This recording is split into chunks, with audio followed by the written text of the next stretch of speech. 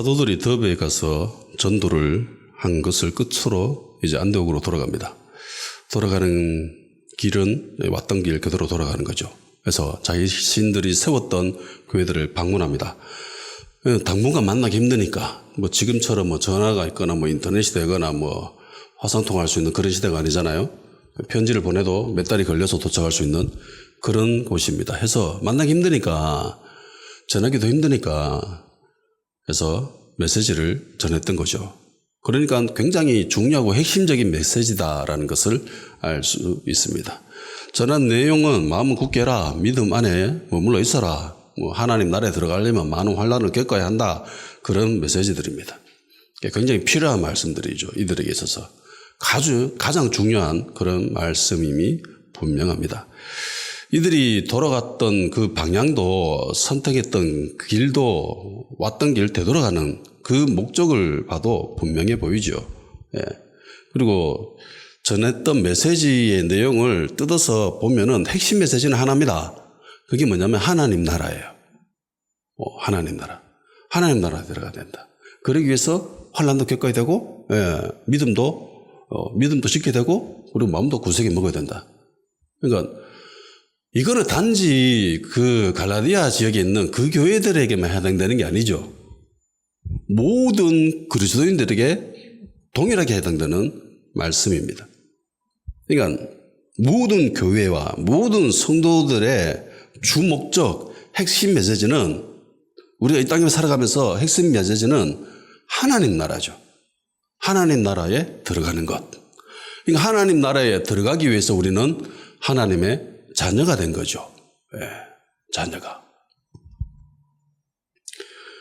이들이 교회를 세운 목적도 하나님 나라에 있고, 그리고 예수님을 믿는 사람들이 예수님을 통해서 바라는 유익도 하나님 나라죠. 왜냐하면 그 나라는 하나님 나라 자녀만, 하나님의 자녀만 들어갈 수 있으니까. 다른 사람들은 못 들어가죠. 근데 성경에 보면은 자신들은 하나님의 백성이다라고 굳게 믿는 사람들이 있는데 이들이 못 들어가는 장면들이 있습니다. 예수님이 이야기하신 내용들 가운데 분명히 그런 것들이 있죠. 주님, 내가 주님 이름으로 선지자 노릇하고 많은 권능을 행하지 않습니까? 라고 했는데 예수님은 나는 너를 도무지 모른다라고 말씀하셨던 그런 것도 있고요. 등불 들고 있는 신랑 올 때 등불을 들고 신랑을 맞이하고 있었던 그 5 처녀, 또 5 처녀의 이야기. 10 처녀의 비유를 봐도 10 처녀 공이 다 신랑을 기다리고 있었죠. 인생에 다른 목적이 있는 사람들이 아니었습니다. 그 밤에 그들이 하는 유일한 행위는 신랑 기다리는 거예요. 그런데 어떤 사람 들어가고 어떤 사람 못 들어가죠. 그래서 열어주세요라고 하니까 나도 너희들 도무지 모른다 라고 하잖아요. 그죠? 그러니까 성문 밖에 있었던 사람들이 꽤 많이 등장합니다. 엄청나게 많이 등장해요. 잔치를 초대했는데 잔치 들어가겠다 해놓고 막상 당일 되니까 시간 안 돼가지고 급한 일이 있습니다. 제발 좀 용서해 주세요라고 하면서 못 들어갔던 사람들이 있죠. 그 사람도 결국은 못 들어가죠. 그러니까 이 사람들 모두 다 그러니까 하나님 자녀였던 거였죠. 하나님의 자녀였었는데 근데 막상 당일 되니까 못 들어갑니다. 못 들어가요. 그래서 저는 교회가 너무 이신칭의에 대해서 주장하는 바람에 성경에서 분명히 이야기하고 있는 친히 예수님이 말씀하셨던 이런 부분들에 대해서 많이 놓치고 있지 않는가. 예수님을 믿음으로 의인이 되지요. 근데 그 의인이 의인 같은 행동을 해야 돼요. 삶은 개차반처럼 살면서 진짜 세상 사람들보다 더 악하게 살고 더 거짓말을 하고 더 많이 사기치고 도둑질하고 남의 거 빼앗고 자기 이익만을 취하면서 그러면서 예수님 믿는다고 철석같이 믿고 있는 사람들 교회 가서 예배를 드리고 헌금을 내고 찬송가 부르고 대표기도 하고 장로라고 그렇게 뻐기는 사람들 과연 들어갈까? 뭐 목사도 마찬가지죠. 저도 마찬가지입니다. 그게 가능할까? 진짜? 예수님 하셨던 그 수많은 이야기들에 내 자신을 비교를 하면은 내가 거기에 해당되는 것 같아요. 여러분들은 그런 생각 안 듭니까? 내만 그런 생각을 해요? 왜 그런데 하나같이 철석같이 믿고 있으면서 삶은 개판으로 살죠?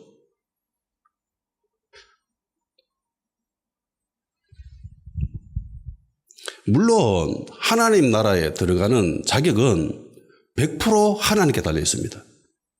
아멘? 이들이 요구했었던 성문 밖에서 있었던 이 사람들 보세요. 자기는 자격이 있다라고 생각하죠.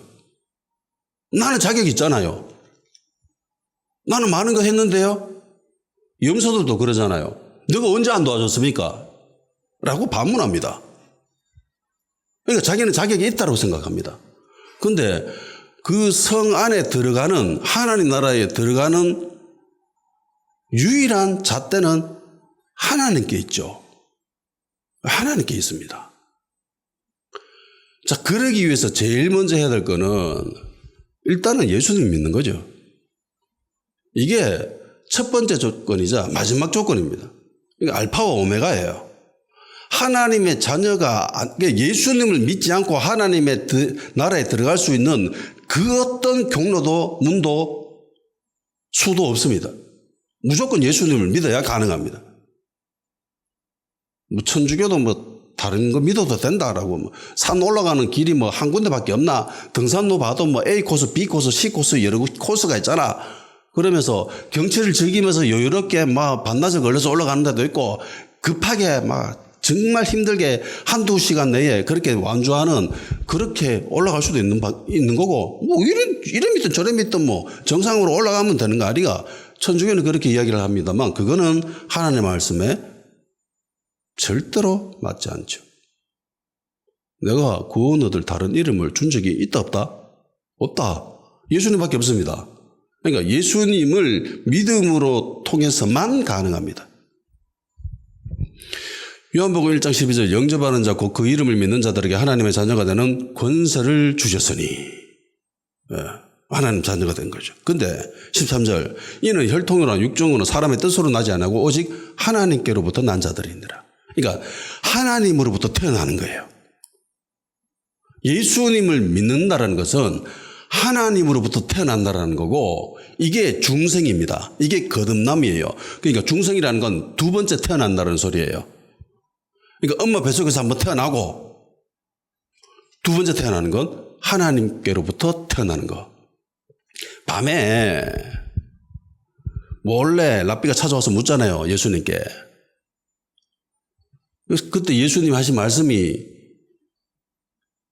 하나님 나라는 거듭나야 볼 수 있다.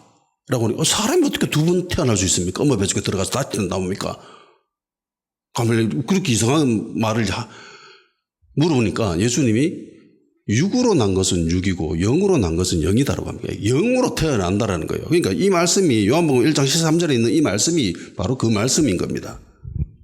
그리고 예수님은 십자가에 달리셔서 사흘 만에 십자가에 달리셔서 돌아가시고 사흘 만에 다시 부활하셨죠.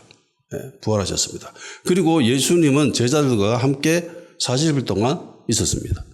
나타났다가 사라졌다가 갑자기 짠하고 등장하고 그런 일들을 하셨죠. 사도행전 1장 3절 그가 고난받으신 후에 또한 그들에게 확실한 많은 증거로 친히 살아계심을 나타내사 40일 동안 그들에게 보이시며 하나님 나라의 일을 말씀하시니라. 그러니까 부활하시고 난 뒤에 예수님이 제자들에게 하신 말씀 메시지 또 하나님 나라. 그러니까 하나님 나라의 일에 관해서 예수님이 제자들에게 전해줬다는 겁니다. 그리고 두 사도가 이 갈라디아 지역에 있는 교회들에게 전한 핵심 메시지도 하나님 나라입니다. 하나님 나라에 들어가려면 많은 고난을 겪어야 된다라고 이야기하죠. 이 부분을 원어로 직역해 보면은 이래요.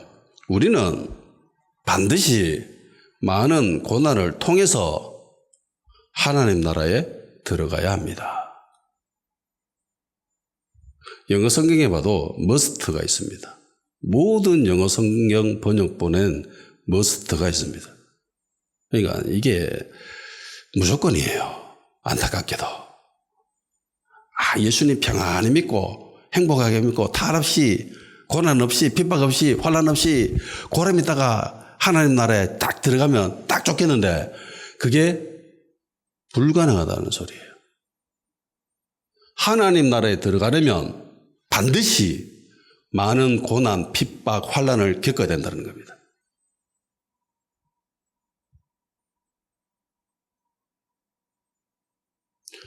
내가 정말 예수님을 믿음으로 통해서 환난을 겪는가? 소위 지금 인터넷에 떠돌아다니는 그런 이상한 사람들 말고요. 자신들은 하나님 때문에 예수님 때문에 환난당하고 핍박당한다고 생각하지만 제가 볼 땐 전혀 그러지 않습니다. 이걸 잘 구분할 수 있어야 돼요. 과연 내가 예수님 때문에 핍박받는가, 환난을 겪는가, 고난을 당하는가, 아니면 내 사상, 내 가치, 내 욕심, 내 목표를 이루기 위해서 살다가 그것 때문에 고난을 당하는가. 이건 구분할 수 있어야 됩니다. 그런데 내가 보니까 대부분 이거 구분을 못해. 대부분 구분한 사람이 없습니다.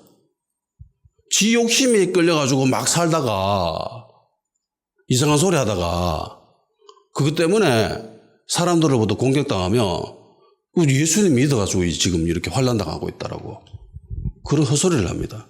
그럼 미친 소리예요. 구분이 안 되는가 봐.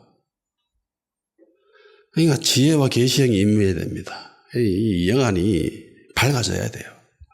영안이 밝아져야 돼. 영안이 밝아지지 못한 사람이 천지빛깔입니다. 진짜 교회 안에 보면.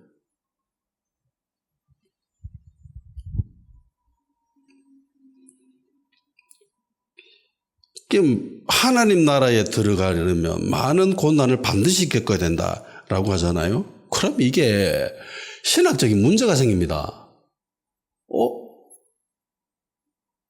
그러면 하나님 나라에 들어가는 거는 인간에게 달려 있는 건가? 어느 정도? 우리는 이때까지 이게 전적으로 하나님께 속한 거라고 했잖아요. 내가 많은 환난, 고난을 피해버리면, 외면해버리면, 혹은 삶의 여정 가운데에 그런 일을 겪지 않을 사람들도 있을 수 있잖아요. 그죠? 환경적으로 아주 그렇게 그르찬적인 그런 문화권에서 살고, 모든 환경들이 뒷받침해주는 그런 상황에서는 굳이 고난당하고 환난당하고 그럴 일이 없지 않습니까? 조선시대 그때 예수님을 믿었던 우리 믿음의 선배들과 지금 예수님을 믿는 우리들 모습 가운데에 우리는 솔직히 예수님 믿는다고 환난당하지 않잖아요. 그죠?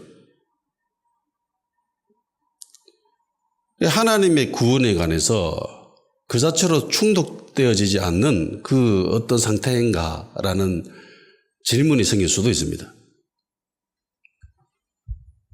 그래서 이 부분이 지나치게 강조되어 버리면 인간적인 영역에서 어느 정도 취해야 될 것들이 있다라는 생각을 가지게 될 수도 있죠. 그러니까 인간의 자유의지로 내가 해야 그래야 하나님 나라에 들어갈 수 있지. 하나님 제껴놓고 예수님 제껴놓고 내가 막 이렇게 하면서 인간의 자유의지를 너무 지나치게 강조하거나 인간의 어떤 행위에 대해서 결심에 대해서 너무 강조하다 보면 이 구원에 대한 개념에서 살짝 벗어날 수도 있게 됩니다. 좀 조심해야 돼요.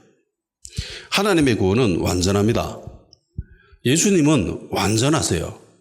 예수님은 다 이루셨습니다. 해서 예수님은 십자가에 달리셨을 때 다 이루었다고 하시죠. 일부 이단은 예수님의 그 십자가는 불완전하다고 생각합니다. 실패했다고 생각해요. 십자가 그거는. 그런데 그러지 않습니다. 예수님은 십자가에 달리시고 마지막 하신 말씀이 다 이루었다래요. 다 이루었다. 예수님의 구원, 하나님이 그 구원의 계획 가운데에 필요한 조건들이 있는데 그걸 다 하셨다라는 거예요. 예수님은. 하나도 빠짐없이. 하나님은 하나님의 일을 완벽하게 하셨습니다. 근데 문제는 인간에게 있죠. 인간에게 있습니다. 믿음을 가져야 되고, 믿음 지키지 못한 사람들은 떨어져 나가고, 기름 준비하지 못한 사람들도 떨어져 나가고, 불법을 행한 사람들도 떨어져 나가고, 그래야 되는 거죠. 이런 믿음의 여정을 이미 구약에서 충분히 보여주고 있습니다. 그러니까 이집트에서 탈출해서 광야를 거쳐서 가나안 땅에 들어가는 거. 그러니까 가나안 땅이라고 하는 것은 단순히 그 지리적인 그 지금 이스라엘이 점령하고 있는 이스라엘 나라가 있는 그 지역만을 이야기하는 게 아니죠. 신학적인 의미에서 가나안은 하나님 나라를 이야기합니다. 하나님 나라. 그러니까 젖과 꿀이 흐르는 땅. 실제로 젖과 꿀이 흐르진 않아요. 그런 나라가 있으면, 그런 지역이 있으면 이상한 지역이잖아요. 우유가 막 흘러. 꿀이 막 흘러. 그런 게 있어요? 없죠. 이 비유적 표현이죠. 아, 정말 좋다라는. 흔히 우리 옛날 사람들이, 우리나라 사람들이 옛날 정말 좋은 환경을 무릉도원이라고 이야기했습니다. 무릉도원 같다. 그러니까 인간이 살 수 있는 가장 완벽한 조건을 가지고 있는 곳이 무릉도원. 예, 이쪽 사람들은 그게 젖과 꿀이 흐르는 땅인 거죠. 예, 실제적으로는 문제 많죠. 이 지역이 살기 힘듭니다. 광야도 있고, 비 안 내리는 데도 많고, 그 바다보다 더 그 해수면이 아래에 있는 지역도 있고 사이가 그렇잖아요. 살기 힘든 데도 있습니다. 그런데 가나안 땅이라고 하는 것은 신학적인 의미에서 가장 하나님이 택한 곳이기 때문에 가장 완벽한 곳, 하나님 나라를 상징하는 거죠. 이집트도 살기 좋죠. 살기 좋은 곳을 치자면 이집트가 훨씬 좋습니다. 그런데 하나님은 거기를 떠나야 된다고 합니다. 왜? 여기서는 예배를 못 드린다. 여기는 예배를 드릴 수 있는 장소가 아니다. 그러니까 예배 드릴 수 있는 곳이 가나안 땅이라는 거죠. 우리가 영원히 천국에서 뭐 합니까? 예배 드립니다. 아세요? 많은 사람들이 천국 가면 정말 재미나게 온갖 오락거리를 하고 뭐 그렇게 살 거라고 생각하는데 성경책을 한번 보십시오. 성도들이 천국 가서 뭐 하고 있는지 예배 드립니다.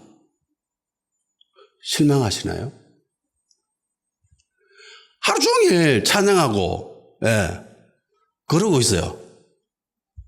경배하고. 천국은 그런 곳입니다. 가나안 땅도 그런 곳이고. 근데 그 땅에 들어가려면 무조건이죠. 광야를 거쳐야 됩니다. 무조건 광야를 거쳐야 돼요. 광야 거치지 않고 가나안 땅 들어갈 수 있다 없다? 없습니다. 근데 이 광야가 상징하는 것들이 있죠. 고난, 핍박, 환란 이런 것들입니다. 불충분하잖아요. 인간이 살아가기에는 정말 힘든 환경적인 곳이 광야입니다. 물 없잖아요. 비도 안 오잖아요. 다 황무하고 뭐 먼지 날리고 뭐 그런 곳입니다. 인간이 살 수 있는 환경이 안 되는 곳이 광야죠. 사막이고. 그래서 광야에 있으면은 그 인간이 어떠한가에 대해서 진면목을 발견할 수가 있습니다. 꾸밀 수가 없어요. 굉장히 원초적이고 야생적이고 날것 그대로가 튀어납니다. 뭐 옷을 입을 수가 없잖아요. 포장할 수가 없습니다. 가면을 쓸 수가 없습니다. 이런 상황에서는. 진짜 그야말로 야생적이죠. 원초적인 것들이 그대로 튀어납니다. 그래서 믿음을 테스트할 수 있는 아주 좋은 환경이죠. 아쉽게도 애굽에 탈출했던 사람들은 다 그 테스트에 통과하지 못합니다. 한 사람 빼고. 두 사람이죠. 갈렙과 여호수아. 이 두 사람 제외하고는 다 그 테스트에 실패합니다. 심지어 모세조차도.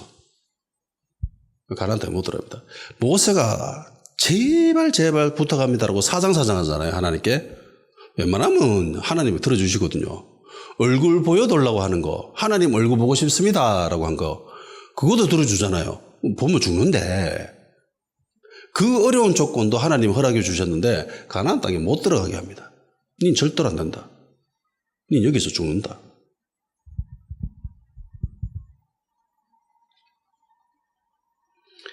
그 광야에서 엎드러졌던 사람들 다 원망했습니다. 불평했습니다. 짜증냈습니다. 왜 물 없냐? 왜 고기 없냐? 이러면서 다 짜증내고 원망하고 불평하다가 다 엎드러졌습니다.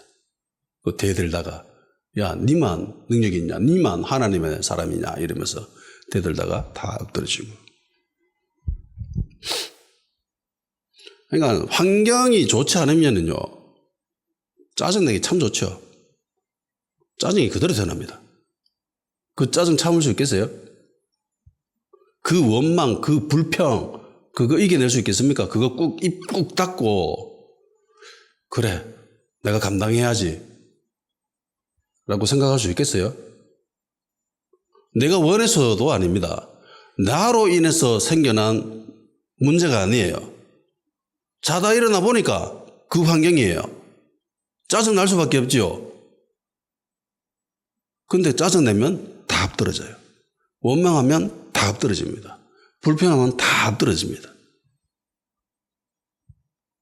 그래서 광야는 내 믿음의 상태, 내 신앙의 상태를 점검하기에 아주 좋은 환경입니다. 그거 이겨내야 돼요. 지금 두 사도가 갈라디아 지역에 있는 그 교회들에게 이야기하는 게 이 이야기인 거예요. 너희들 광야 지나간다. 이거 무조건 거쳐야 되는 거야. 그래야 들어갈 수 있거든. 마음을 굳게 먹어야 돼. 짜증내고 불평하고 화내고 그러면 안 돼.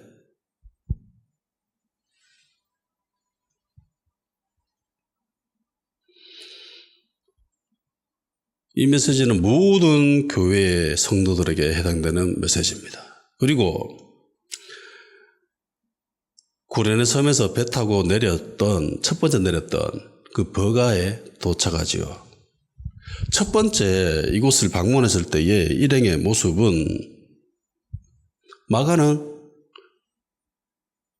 실족해가 예루살렘으로 돌아가 버리고 그리고 두 사도는 곧바로 비시디아 안디옥으로 올라갑니다.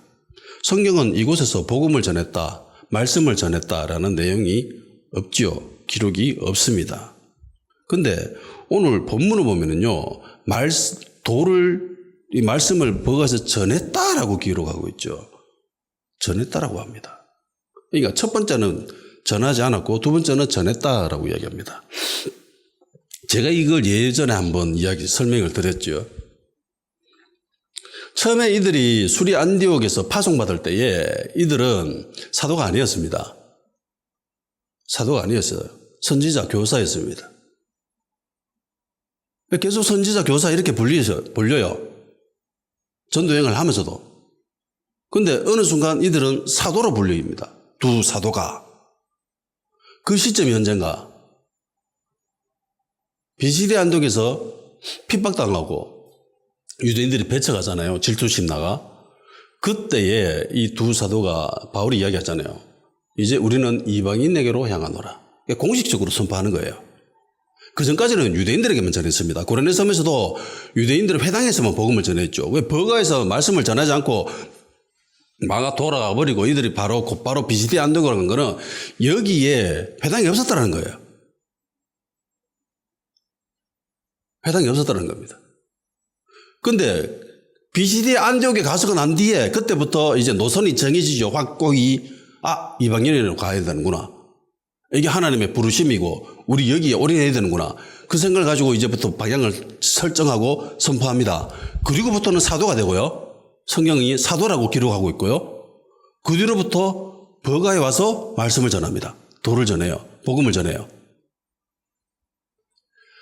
솔직히 좀 자랑할게요. 이거 발견한 거는 제가 발견했습니다. 어느 신학적인 주석이나 서적에 기록되어 있는 게 아니라 제가 성경을 공부하면서 발견한 진리이고 깨달음입니다.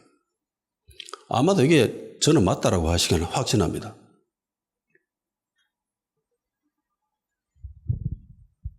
여기서는 복음을 전해요.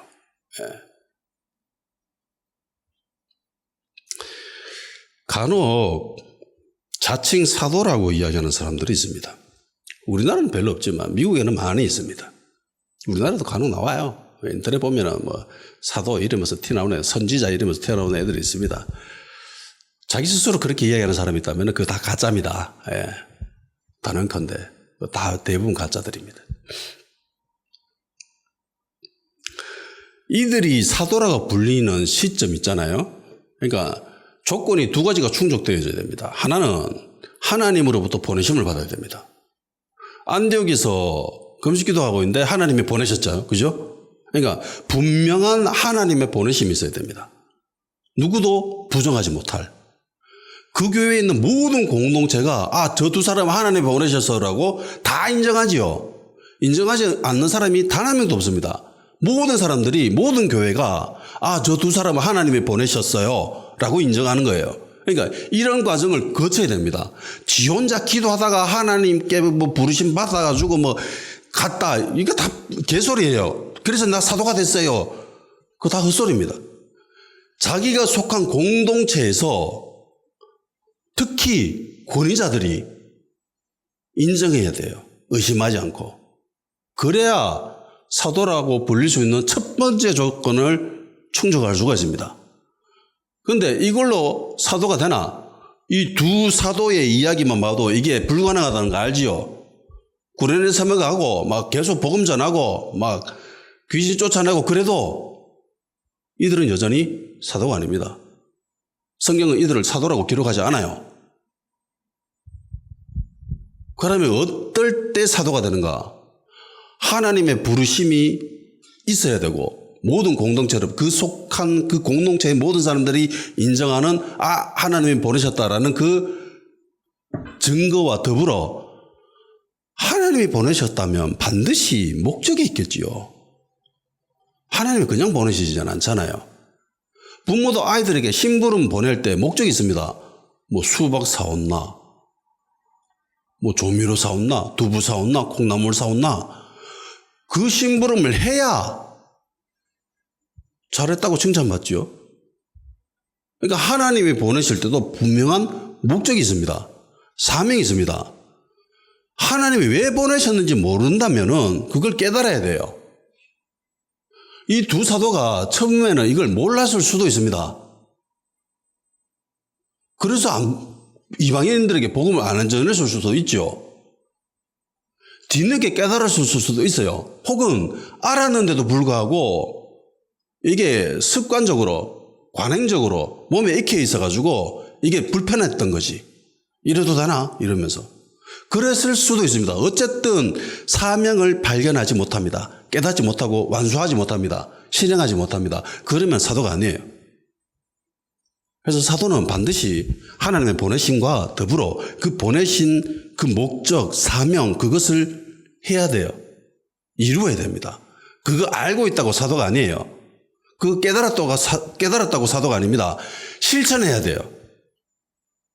비시디아 안디옥에서는 선포를 하지요. 근데 이 사람들이 사도라고 불려지지 않습니다. 기록하지 않아요. 다음 동네 가가지고 거기서 복음을 전하고 난 뒤에 그때서야 사도라고 성경이 기록하고 있어요. 그러니까 실천해야 됩니다. 실행해야 돼요.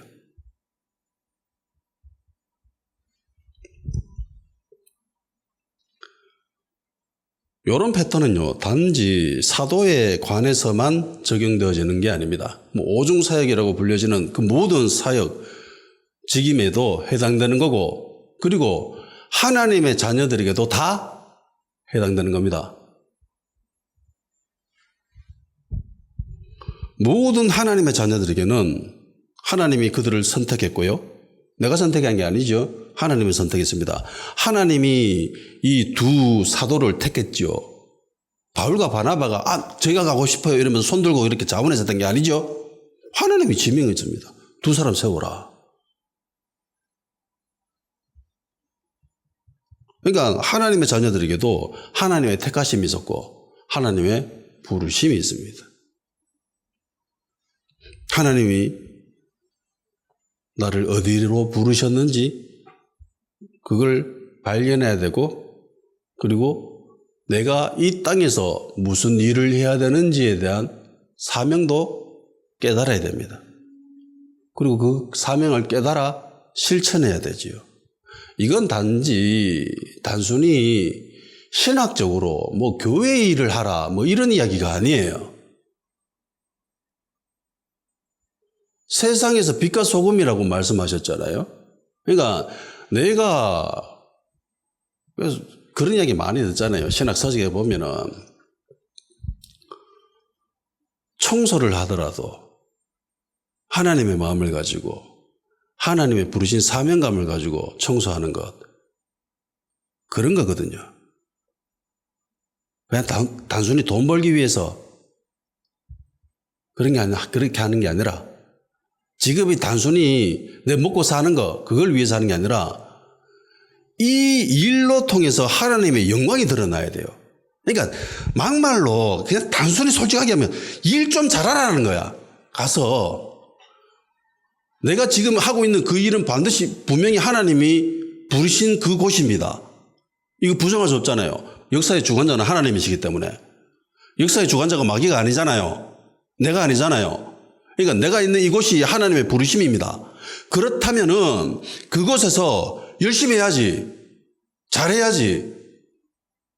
그런데 보면은 예수 믿는 사람이 진짜 제일 못하는 것 같아요. 제가 현장에서 있어 보면 그래요. 제가 일해 보니까 그래. 예수 믿는 사람들이 왜 그래 일을 안 해? 뺀돌거리고.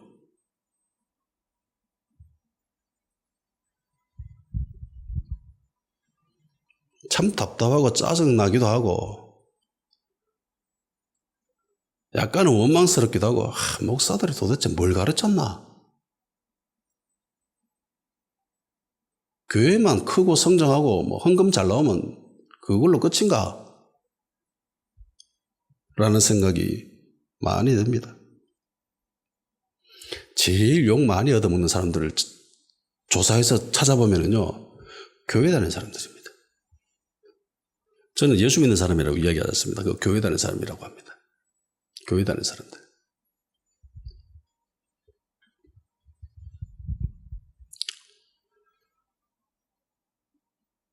물론 이 부르심과 사명을 금방 깨닫지 못하는 사람들도 있을 수 있습니다. 예. 두 사도도 잘 몰랐잖아요. 처음엔 잘 모르고 헛걸음치기도 하고 방향 잘못 잡기도 하고 그랬지요. 그쯤 여러 가지 사건을 겪고 시간이 흐르고 난 뒤에 발견하게 됩니다. 버가에서 복음을 전하지 않았지만 사명을 깨닫고 난 뒤부터는, 그때는 이제 버가에서도 말씀을 전하죠. 복음을 전합니다.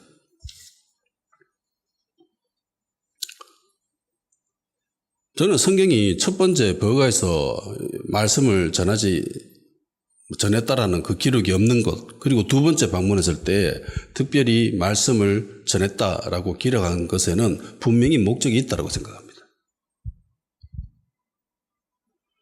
그래서 두 사도는 거기서 바로 옆에 있는 아탈리아라고 하는 항구 도시가 있어요. 거기로 가서 그리고 배 타고 안디옥으로 돌아갑니다.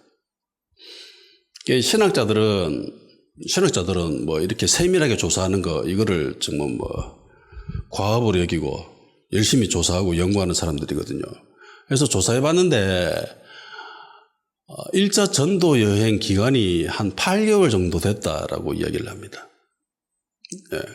8개월 정도 되는 그 시간을 전도 여행을 하고 이렇게 돌아간 거예요.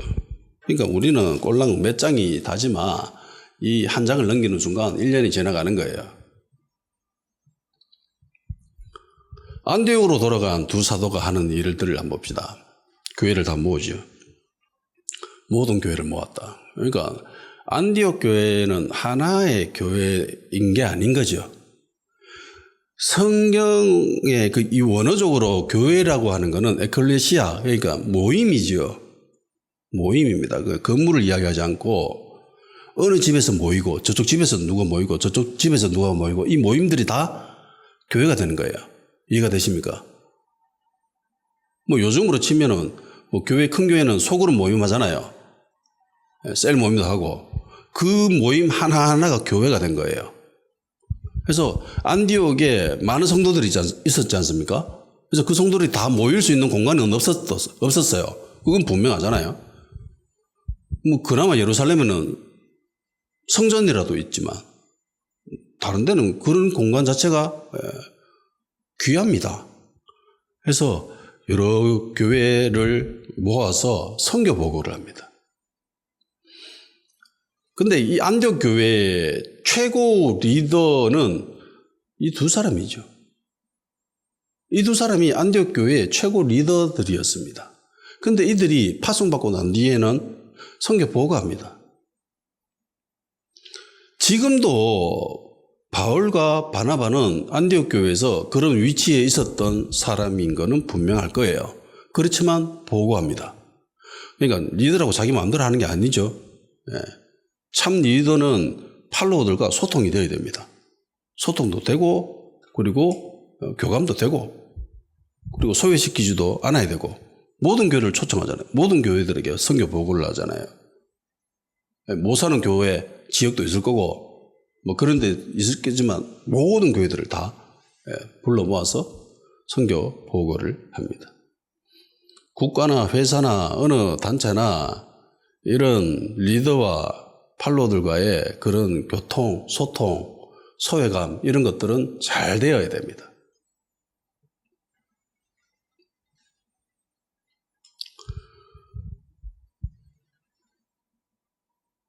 교회와 성도 그 누구도 소외받지 않도록 초청을 하고 그들에게 선교 보고를 합니다.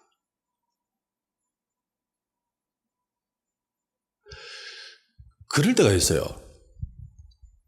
어떤 모임이나 단체 생활, 집단 생활을 하고 있는데 누군가가 나를 소외시킬 때 기분이 굉장히 안 좋죠. 왕따 당하면 안 좋잖아요. 왕따 당해가지고 자살하는 애들도 많습니다. 그만큼 무서운 거예요. 소외시킨다는 것은. 그래서 당을 지어서 자기들끼리 모이고 다른 세력들은 배척하는 그런 행위는 굉장히 안 좋은 거예요. 근데 이제 이 두 사도는 누구도 소외에 당하지 않도록 모든 교회를 불러 모읍니다. 인간이 소외감을 받을 때가 있습니다. 무시당하고 그럴 때가 있지요. 근데 이들은 이러지 않았습니다. 선교한 내용들을 살펴보면 크게 두 가지죠. 첫 번째, 하나님이 함께 행하신 모든 일을 보고했습니다. 두 번째, 하나님이 이방인들에게 믿음의 문을 여신 것을 보고했습니다. 이 두 가지죠, 크게. 이 두 가지는 지금까지 두 사도가 겪었던 일들입니다. 사도들이 전도 여행을 하면서 겪었던 일, 경험했던 일이 좋았어요? 아니면 나빴어요?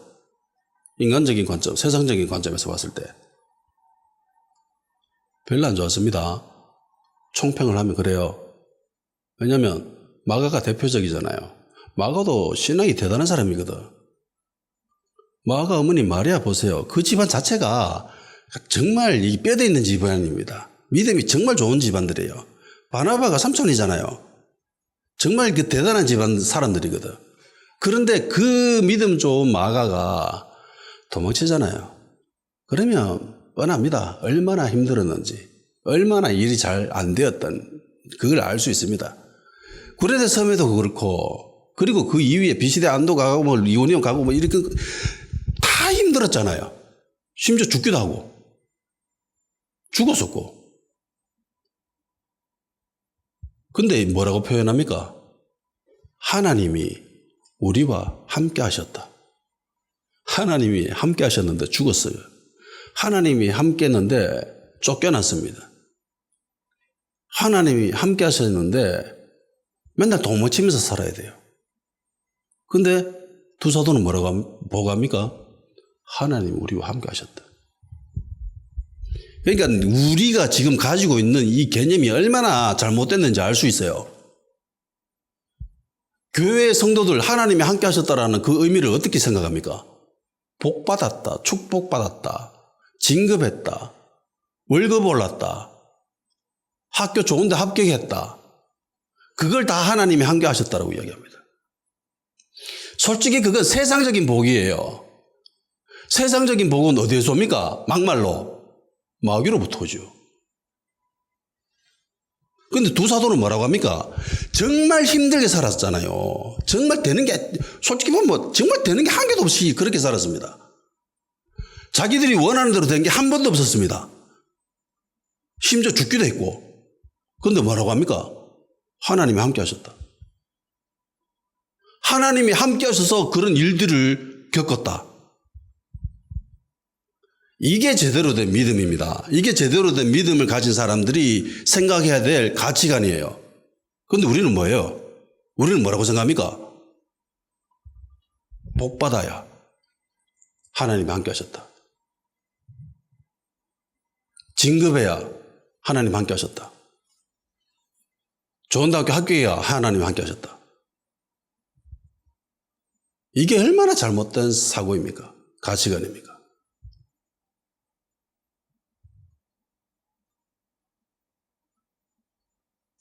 기본적으로 하나님의 자녀들은 복 받는 게 당연합니다.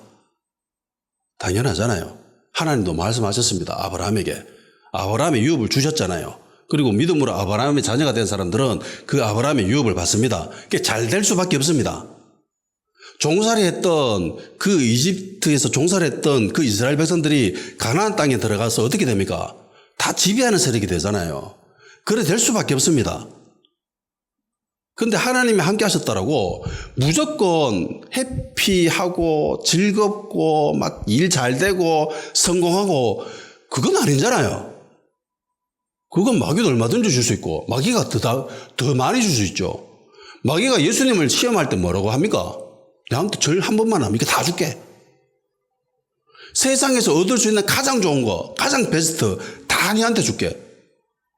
예수님 뭐라고 하세요? 그거 안 된다. 하면 안 된다. 근데 우리는 교회에서 신앙생활하고 뭐 이러면서 맨날 그런 것만 하고 그거 안 되면은 뭐 저주받은 사람처럼 하나님이 함께 하지 않는 것처럼 그런 생각하죠.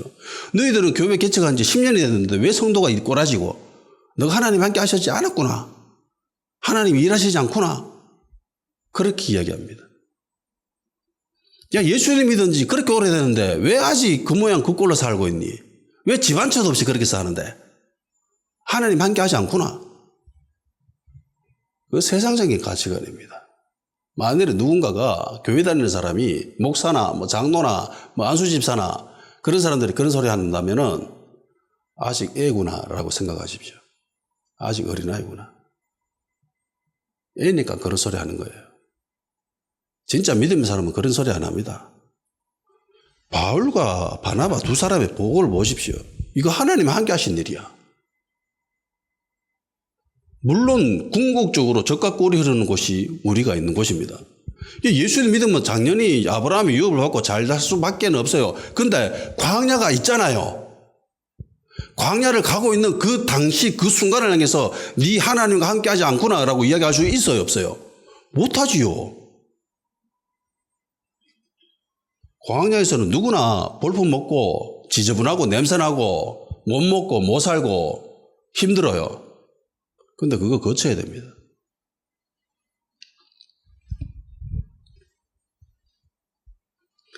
애굽에서 10가지 재앙도 하나님이 함께 하셨던 거고요. 홍해를 걷는 것도 하나님이 함께 하셨던 거고요. 그 황무한 광야를 거치는 것도 하나님이 함께 하셔야 가능한 겁니다. 과정 속에 좋은 일도 있고 나쁜 일도 있고 다 뒤섞여져 있습니다. 그렇지만 그 다 하나님이 함께 하셨기 때문에 되어진 일들입니다. 그래서 삶 속에서 어떤 상황이 닥친다더라도 원망내고 짜증내지 마십시오. 그거 다 노예 근성입니다. 이집트에서 종살이 했던 사람들은 다 노예 근성이 있었죠. 노예 근성들은요, 책임을 지러 가지 않습니다. 그래서 늘 짜증내고 원망하고 불평합니다. 책임을 다른 사람들이 넘기는 거죠. 왜? 노예니까 책임질 필요가 없죠. 그래서 늘 넘깁니다. 떠넘깁니다.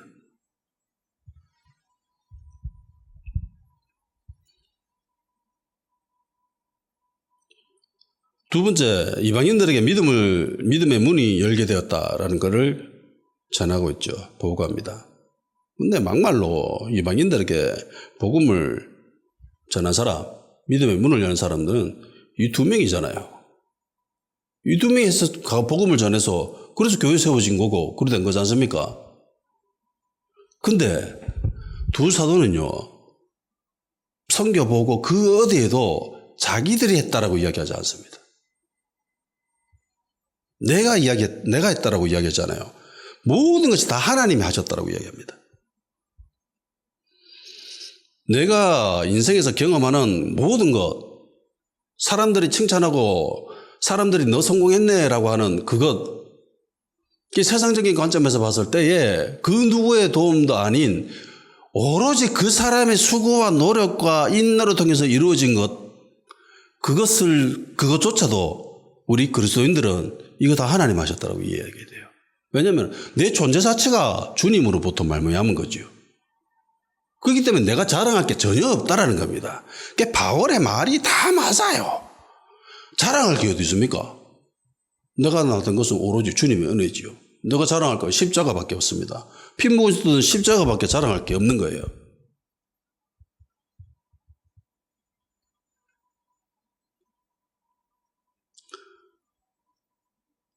BCD 안디옥에서 메시지를 전했고 그 인기를 얻었는데 유대인들이 질투해가지고 그래서 쫓겨나지요. 그래서 이방인들에게 향한다라고 이야기합니다. 그래서 이방인들에게 복음을 전하고 자기들이 했잖아요. 결정적인 역할을 하잖아요. 그런데 자기들이 했다라고 이야기하지 않습니다. 오로지 하나님 하셨다. 이거 다 주님 하셨다. 아주 중요한 특징이 있습니다. 선교 보고에 보면 여기에는 그 어떤 인간적인 냄새가 없습니다. 인간적인 향기가 전혀 없습니다. 우리가 뭐 했다라는 게 전혀 없어요. 다 하나님 하셨다고 합니다.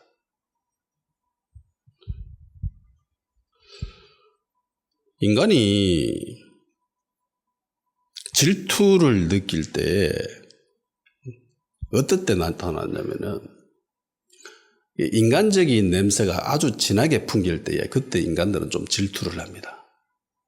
그 사람의 향기가 그 사람의 색깔이 아주 두드러지게 나타날 때에 그게 어떤 색깔이든 간에 그때 사람들은 질투를 느낍니다. 거기에 해당되는 사람들이 있거든요. 그 영역에. 근데 사도들은 인간적인 그런 포장이 전혀 없습니다. 냄새를 전혀 풍기지 않았습니다. 모든 것들이 다 하나님 하셨다. 절대적으로 하나님 하셨다라고 이야기합니다. 자신들의 노력과 수고와 그런 것들이 있음에도 불구하고 전혀 이야기하지 않죠. 다 하나님 하셨던 것이다. 간혹 말로는 하나님이 하셨다. 하나님의 일이다라고 이야기하면서 자세히 들여다보면 다 지 자랑하고 있는 사람들이 있습니다. 그런데 그러지 않지요. 전혀 그런 게 없습니다. 그리고 사도들이 전한 선교 보고를 보면은요, 또 특징이 있는데 교회의 개수를 이야기하지 않습니다. 우리 교회 많이 세웠어요 라고 이야기하지 않아요. 우리가 복음을 많이 전했습니다. 성도가 많아졌습니다. 뭐 이런 이야기도 하지 않습니다. 그러니까 수를 이야기하지 않아요. 수를. 이게 제가 생각할 때에 현대교회와 이 당시 교회의 아주 중요한 특징입니다. 현대교회는 선교를 수를 굉장히 중요시 여깁니다. 교회를 몇 개 세웠느냐, 몇 명에게 복음을 전했느냐, 이거 굉장히 중요시 여깁니다. 그런데 초대교회는요, 그런 게 전혀 없습니다. 교회 몇 개 세웠는지 전혀 중요하지 않아요. 신경도 안 씁니다. 몇 명에게 복음을 전했는지, 성도 몇 명 됐는지 전혀 이야기하지 않아요. 아예 신경을 안 씁니다. 그러면 이 사람들은 어디에 포커스를 맞추고 있지요? 그 교회가 제대로 된 교회인가? 참 교회인가? 예수 믿은 그 사람들이 제대로 된 성도인가? 참 신자인가? 거기에만 포커스를 맞추고 있죠. 수에는 관심을 가지지 않습니다. 그런데 세상은 늘 수를 기본으로 깔고 살아갑니다. 보세요. 다 수입니다. 다 숫자예요. 우리가 세상에서 살아가는 모든 것들이 시간이 갈수록 더해질 겁니다. 다 수예요. 숫자로 나의 업무를 평가하고 실적을 평가하고 그래서 결국은 그 수에 맞게끔 급여를 받고 몇 년 일했는지 그 수에 뭐 연차 뭐 이래가지고 더 주고 뭐 월급을 다 수에 연결되어 있습니다. 성적 매기는 것도 숫자지요. 그런데 교회까지 숫자에 연연합니다. 교회 몇 개 세웠노? 원래는 사람들에게 몇 명에게 복음을 전했노? 그 전한 사람들이 믿음의 삶을 유지하고 있는지 신앙을 잘 지키고 있는지 이런 것들은 별로 관심을 안 가져요. 왜냐하면 이게 수로 드러나는 게 아니거든. 그런 것들은 숫자로 표현할 수 있는 것들이 아니잖아요.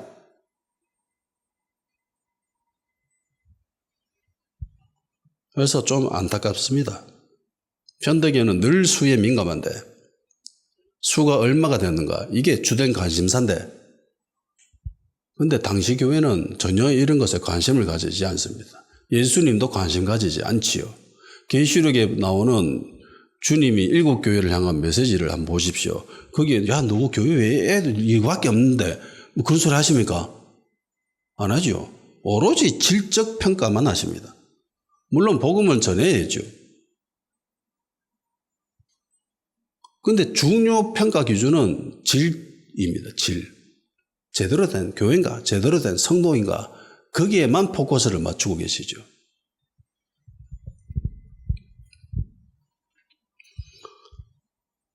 선교 보고에 사도들 자신들에 대한 이야기는 없습니다. 하나님에 대한 이야기로만 가득 채워져 있습니다.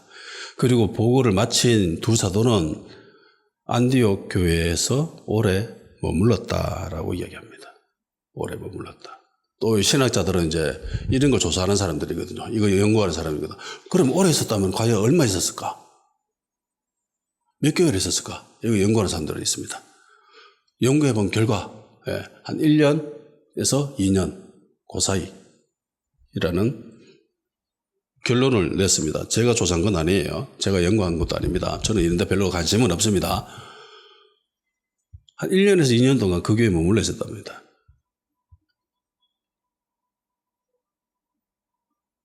여기에도 많은 메시지가 녹여 있을 수도 있다라고 생각을 합니다. 학자들은 이 기간에 갈라디아서를 바울이 기록했다라고 이야기를 합니다. 갈라디아서는 1차 전도를 마치고 안디옥에서 여기 오래 머물러 있는 이때에 기록한 것이다. 갈라디아서는 갈라디아 지역에 있는 교회들에게 보낸 편지지요.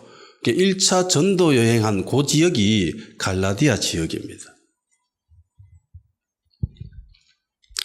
오늘은 여기까지 돌아갑시다. 기도하는 시간까지 돌아갑시다.